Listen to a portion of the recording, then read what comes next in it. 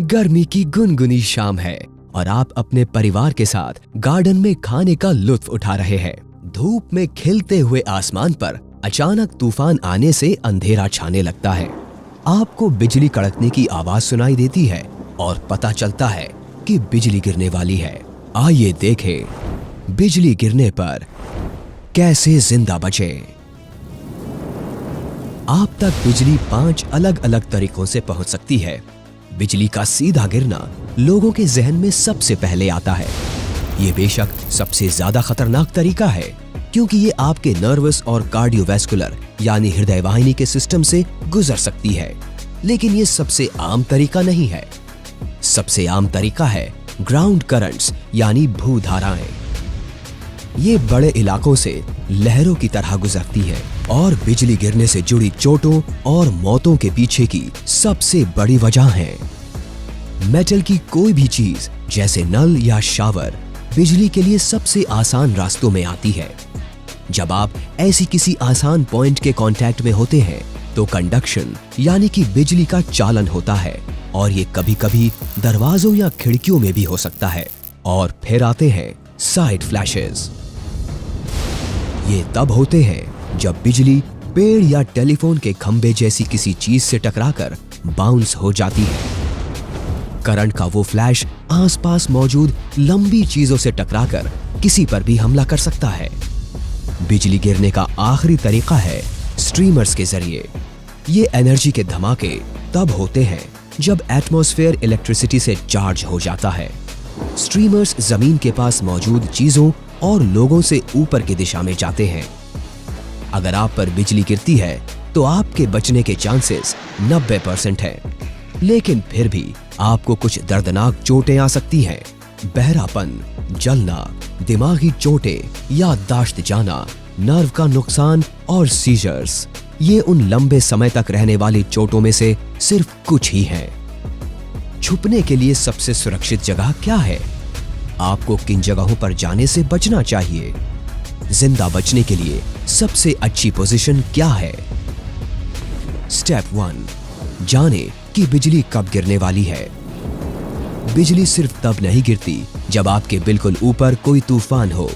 ये साफ दिन में भी गिर सकती है। बिजली किसी तूफान में 16 किलोमीटर की दूरी पर भी गिर सकती है। तो बिजली हवा में है, इसके सिग्नल्स पर ध्यान दें। अगर आपकी स्किन में गुदगुदी का एहसास हो या आपके हाथों के रोंगटे हवा में उठने लगे तो ये बेशक बिजली का सिग्नल है। और अगर आपको बिजली कड़कने या गिरने का शोर सुनाई देता है तो ये एक और सिग्नल है कि आपको किसी सुरक्षित जगह पर चले जाना चाहिए। स्टेप 2, किसी गाड़ी में बैठ जाएं। क्योंकि ज्यादातर लोग कवच या फैराडे सूट लेकर नहीं घूमते, इसलिए गाड़ी आपके लिए सबसे अच्छा ऑप्शन है। ध्यान रखें कि खिड़कियां बंद हो और किसी भी मेटल को हाथ ना लगाएं। बिजली गाड़ी के मेटल से गुजरकर जमीन में चली जाएगी, जिससे आपको कोई नुकसान नहीं होगा। स्टेप 3, पानी, खुली जगहों या गुफाओं से बचें।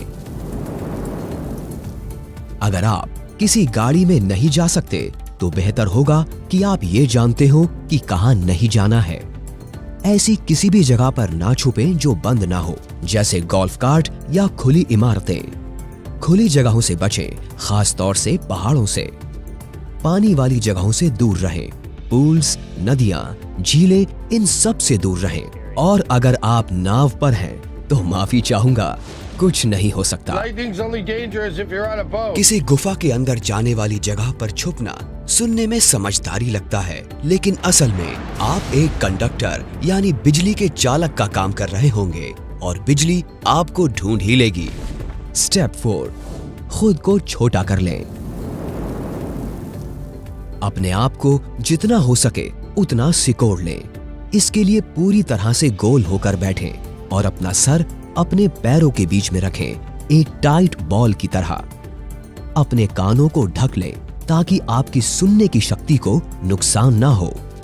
आपका सर बिजली के लिए एक एंट्री पॉइंट का काम करता है, जो कि आपसे गुजरकर पैरों के रास्ते से बाहर निकलती है।